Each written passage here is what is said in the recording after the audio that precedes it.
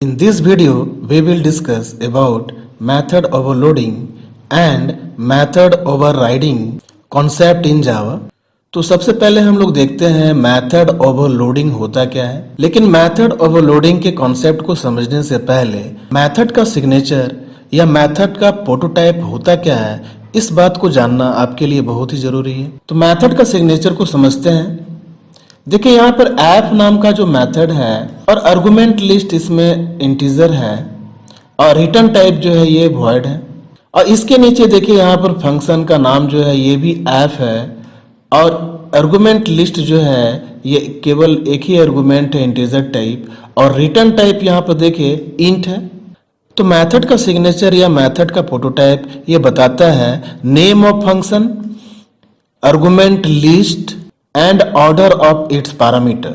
Function के prototype में या फंक्शन के सिग्नेचर में रिटर्न टाइप जो है ये मीनिंगलेस है, या तो आप इस तरह से भी बोल सकते हैं return type and thrown exception are not consider to be the part of method signature. यानी कि रिटर्न टाइप और थ्रोन एक्सेप्शन को मेथड के सिग्नेचर का पार्ट नहीं माना जाता है। यहाँ पर एफ नाम का जो फंक्शन है इसमें आर्गुमेंट इंटीजर टाइप का है, रिटर्न टाइप जो है यहाँ पर वॉइड है और यहाँ पर रिटर्न टाइप इंटीजर है। तो रिटर्न टाइप जो है ये पार्ट नहीं है सिग्नेचर का। यहाँ पर एफ नाम का जो फंक्शन है इसमें भी आर्गुमेंट जो है इंटीजर है, यानी कि दोनों का सिग्नेचर यहाँ पर देखा जाए तो सेम है। तो स्टूडेंट अब हम लोग समझते हैं कि मेथड ओवरलोडिंग होता क्या है। तो यहाँ देखिए बॉक्स नाम का एक क्लास बनाया जा रहा है, इसमें डेटा मेंबर जो है लेंथ है एंड विड्थ है। और यहाँ पर बॉक्स नाम का फंक्शन भी बनाया जा रहा है। अगर फंक्शन और क्लास का नेम अगर सेम होता है तो ये कंस्ट्रक्टर है। स्टूडेंट मैंने पिछले वीडियो में कंस्ट्रक्टर एंड डिस्ट्रक्टर के बारे में बताया था। अगर आप उस वीडियो को नहीं देख पाए हैं तो प्लीज आप उस वीडियो को देख लीजिएगा। मैं आई बटन में उस वीडियो का लिंक मैं दे दूंगा। यहाँ पर देखिए बॉक्स नाम का फिर से फंक्शन बनाया जा रहा है जो कि कंस्ट्रक्टर है और इसमें दो आर्गुमेंट है इंटीजर एक्स और इंटीजर वाई। तो अगर देखा जाए तो ये कंस्ट्रक्टर जो है ये मेथड है और ये दोनों मेथड का सिग्नेचर जो है ये डिफरेंट है। तो इसे ही कहते हैं कंस्ट्रक्टर ओवरलोडिंग। तो कंस्ट्रक्टर ओवरलोडिंग को आप इस तरह से डिफाइन कर सकते हैं when same name of constructor we define again and again by putting different signature of method or function within the same class, then it is constructor overloading। यानी कि सेम नेम का कंस्ट्रक्टर अगर बार बार एक ही क्लास के inside define किया गया है with different signature, then it is said to be constructor overloading.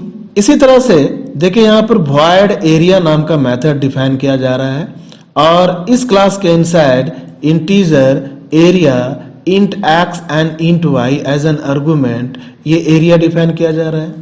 तो यहाँ पर जो मेथड का नेम है वो एरिया है लेकिन सिग्नेचर अलग है और इस मेथड को विथ डिफरेंट सिग्नेचर एक ही क्लास के इनसाइड डिफाइन किया जा रहा है। इसी को हम लोग बोल रहे हैं मेथड ओवरलोडिंग। तो मेथड ओवरलोडिंग को आप लिख सकते हैं कि when we define same name method again and again by putting different signature within the same class, then that is method overloading. और कंस्ट्रक्टर ओवरलोडिंग और मेथड ओवरलोडिंग ये कंपाइल टाइम पॉलीमॉर्फिज्म का एग्जाम्पल है। Polymorphism का मतलब होता है one thing having multiple form. तो जिस तरह से कंस्ट्रक्टर जो है ये मल्टीपल फॉर्म में रखा गया है, एरिया जो है ये मल्टीपल फॉर्म में रखा गया है with in the same class, इसीलिए इसे हम बोल रहे हैं मेथड ओवरलोडिंग और ये कंपाइल टाइम पॉलीमॉर्फिज्म है। तो मेथड ओवरलोडिंग के कॉन्सेप्ट को चलिए इस प्रोग्राम के थ्रू समझते हैं। देखिए यहाँ पर बॉक्स क्लास डिजाइन किया जा रहा है, लेंथ एंड विड्थ जो है ये इंटीजर टाइप का डेटा मेंबर लिया जा रहा है। यहाँ पर बॉक्स नाम का कंस्ट्रक्टर जो कि डिफॉल्ट कंस्ट्रक्टर है इसे डिफाइन किया जा रहा है जिसमें length equal to 0 and width equal to 0 assign किया जा रहा है। इसी क्लास में फिर से कंस्ट्रक्टर पैरामीटराइज कंस्ट्रक्टर ओवरलोड किया जा रहा है जिसमें आर्गुमेंट इंट एक्स और इंट वाई लिया जा रहा है और length equal to x and width equal to y assign किया जा रहा है। तो यहाँ पर ये कंस्ट्रक्टर ओवरलोडिंग है और बॉक्स नाम के क्लास में एरिया नाम का मेथड बनाया जा रहा है जिसका रिटर्न टाइप वॉइड है और नो आर्गुमेंट है। इसमें सिंपली प्रिंट किया जा रहा है एरिया और एरिया को फाइंड आउट करने के लिए लेंथ इनटू विड्थ से मल्टीप्लाई किया जा रहा है। और इसी क्लास में फिर से एरिया नाम का मेथड डिफाइन किया जा रहा है जिसका सिग्नेचर डिफरेंट है। इसमें आर्गुमेंट इंट एक्स और इंट वाई लिया जा रहा है और यहाँ पर length equal to x and width equal to y लिखा जा रहा है। और इस मेथड का रिटर्न टाइप इंटीजर है इसलिए यहाँ पर return statement length into width return किया जा रहा है। तो सेम नेम का मेथड एरिया जो है ये सेम क्लास में डिफरेंट सिग्नेचर के साथ डिफाइन किया गया है। इसी को हम लोग बोलते हैं मेथड ओवरलोडिंग कॉन्सेप्ट और ये कंपाइल टाइम पॉलीमॉर्फिज्म का एग्जांपल है। यहाँ पर क्लास टेस्ट डिजाइन किया जा रहा है जिसमें मेन मेथड के इनसाइड बॉक्स नाम का क्लास का ऑब्जेक्ट बनाया जा रहा है ऑब्जेक्ट वन जो है ये डिफॉल्ट कंस्ट्रक्टर के हेल्प से बन रहा है इसीलिए लेंथ में 0 और विड्थ में भी 0 होगा। तो यहाँ पर एरिया जो है हमें मिलेगा 0। फिर से obj1 डॉट एरिया मेथड को कॉल किया जा रहा है और यहाँ से आर्गुमेंट 4 और 5 पास किया जा रहा है। तो एरिया जो मिलेगा 4 5 जा 20 ये R में स्टोर हो जाएगा और यहाँ पर एरिया को यानी R को देखा जा रहा है तो यहाँ रिजल्ट मिलेगा 20। तो चलिए इसे पहले सेव करते हैं फिर इसे कंपाइल करते हैं। देखिए कंपाइलेशन सक्सेसफुली हो चुका है। अब इसे रन करते हैं तो फर्स्ट में जो एरिया जो है ये 0 मिल रहा है और सेकेंड टाइम में जो एरिया है ये 20 मिल रहा है। अब यहाँ ऑब्जेक्ट 1 जो है अगर इसे डिफॉल्ट कंस्ट्रक्टर के हेल्प से क्रिएट किया जाए तो एरिया जो है हमें मिलेगा 0 और ऑब्जेक्ट 2 जो है अगर ये पैरामीटराइज कंस्ट्रक्टर के हेल्प से क्रिएट किया जाए तो लेंथ में 100 और विड्थ में 20 असाइन हो जाएगा। तो यहाँ पर ऑब्जेक्ट 2 के हेल्प से एरिया मेथड को अगर कॉल किया जाए तो एरिया हमें मिलेगा 100 इंटू 20 मीन्स 2000। तो चलिए इसे पहले सेव करते हैं फिर इसे कंपाइल करते हैं।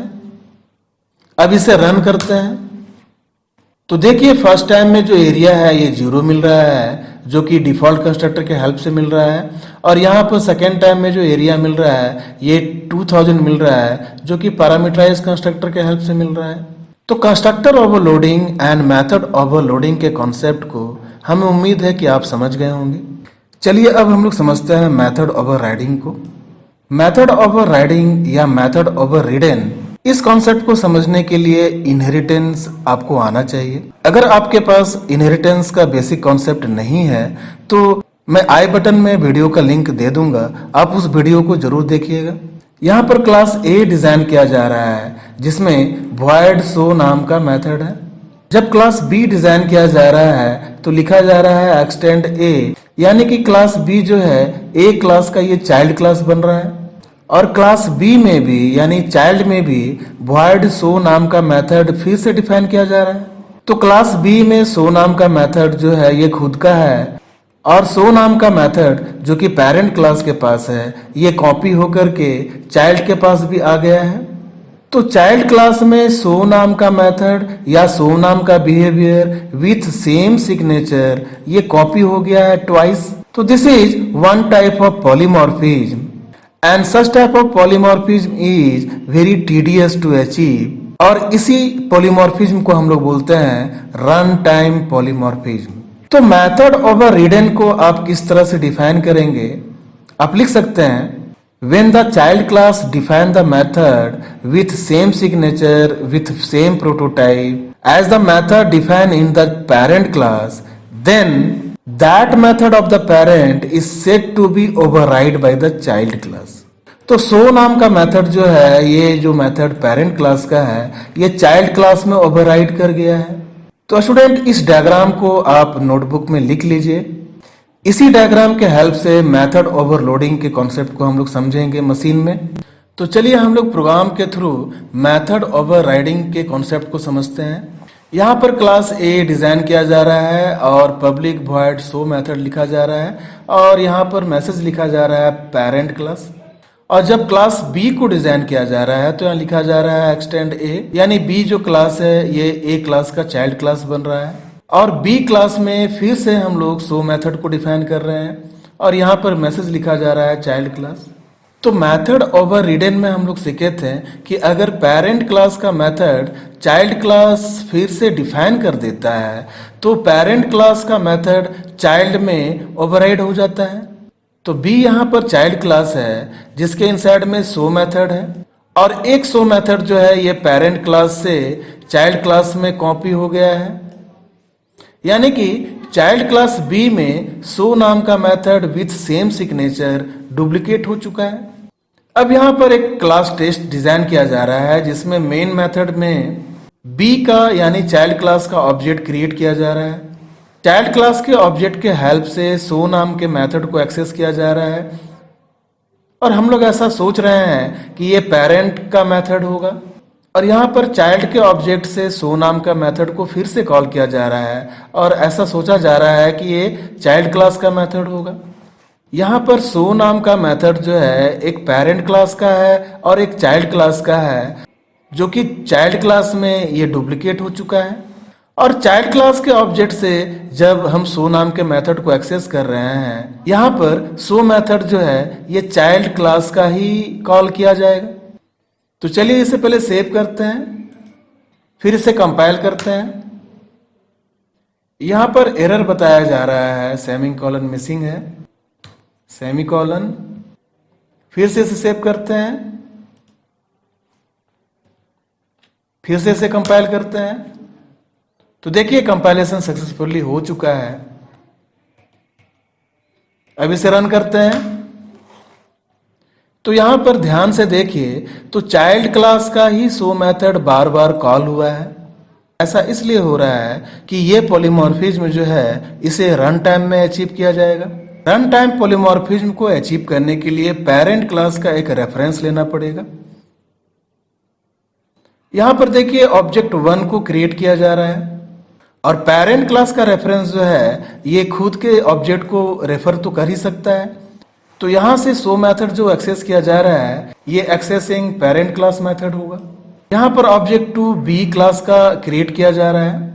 पेरेंट क्लास का रेफरेंस जो है ये चाइल्ड क्लास के ऑब्जेक्ट को रेफर कर सकता है, यानी कि ये सो मेथड के हेल्प से पेरेंट क्लास हमें आउटपुट मिलेगा और ये जो सो मेथड है इसके हेल्प से चाइल्ड क्लास हमें आउटपुट मिलना चाहिए। तो चलिए इसे कंपाइल करते हैं, अब इसे रन करते हैं। तो स्टूडेंट यहाँ आप देखिए पेरेंट क्लास का मेथड जो है सो मेथड ये कॉल हो चुका है और चाइल्ड क्लास का मेथड भी ये कॉल हो चुका है। तो ये रन टाइम पॉलीमॉर्फिज्म को अचीव किया गया है। तो स्टूडेंट हमें उम्मीद है कि इस वीडियो से आपको ये बात समझ में आ गया होगा what is method overloading and what is method overriding. Student अगर आप इस वीडियो के हेल्प से अपने मशीन में इस प्रोग्राम को इम्प्लीमेंट करते हैं तो कमेंट लाइन में कमेंट जरूर कीजिएगा। इसी के साथ मैं वीडियो को एंड कर रहा हूँ। Thank you for watching my video.